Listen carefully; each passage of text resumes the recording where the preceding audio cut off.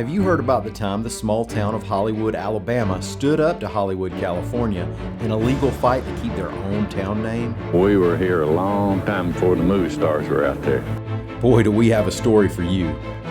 This all started back in 1986 when the Hollywood, California Chamber of Commerce went looking for a new revenue stream. Our whole idea is to try to develop some sources of revenue to maintain the Hollywood sign and the Hollywood Walk of Fame. The Chamber wanted to license famous city landmarks on cups, clothing, and other items. This caught the attention of the Hollywood, Florida city manager, James E. Chandler, who questioned the legality of the move. But it was allowed under a California law for products made or sold in California. But a few years later, in January of 1989, the Chamber filed for a trademark with the U.S. Trademark Office, which technically would have given Hollywood, California exclusive rights to the name if approved. And that's when Hollywood, Alabama got involved. Well, they failed to take in consideration that there were 12 other Hollywoods across the country. When the mayors of the Hollywoods found out, oh, you want us to pay to use our name? That didn't sit well. And I think it was pretty sneaky the way they did it.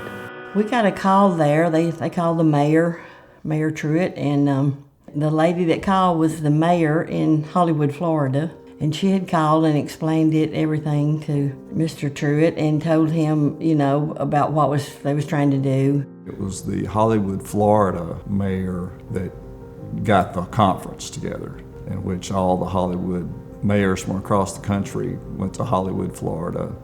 They're going to fly all the mayors of Hollywood to Florida. They're going to fight the case for all the Hollywoods.